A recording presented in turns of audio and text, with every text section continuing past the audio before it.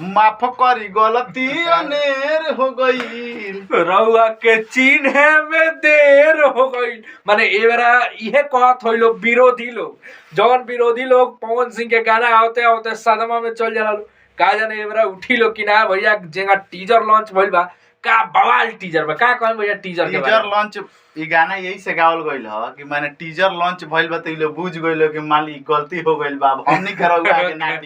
टिकल सर काहे कि भैया जौना हिसाब से ई वीडियो में कांसेप्ट बा जैसे कि पावर स्टार पवन सिंह के कुर्सी तुरल अबे हम टीजर देखनी है जस्ट ठीक बा पावर स्टार पवन सिंह के कुर्सी तुरल सब लोग दूल्हा बन के का करता लोग विरोध प्रदर्शन कि हमरा धोखा मिलल बा और में बैकग्राउंड में कोरस कइले वाला लोग के धोखा मिलल बा तो बहुत ही कमाल के बियाहल महिला गाना के नाम बहुत ही कमाल धमाल गाना जोन बा कि काल रिलीज होके वाला बा अभी तक टीजर तू लोग नहीं खोले देख ले तो ये वीडियो के बाद चल ये लो सुर पर जाके देखो हां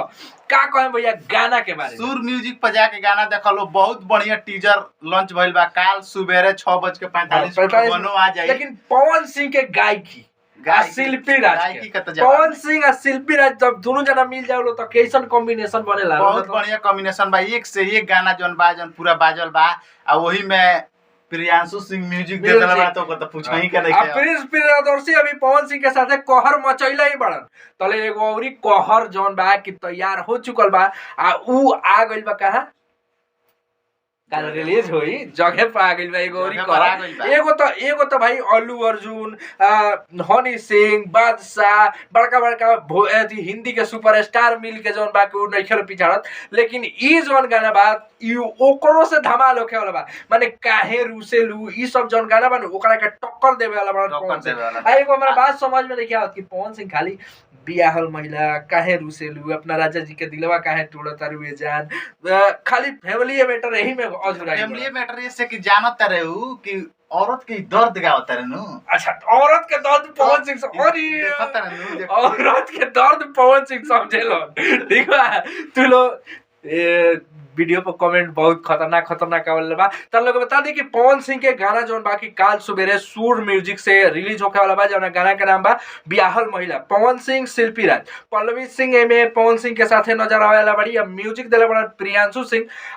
अगर बात कइल जाओ लिरिक्स के तो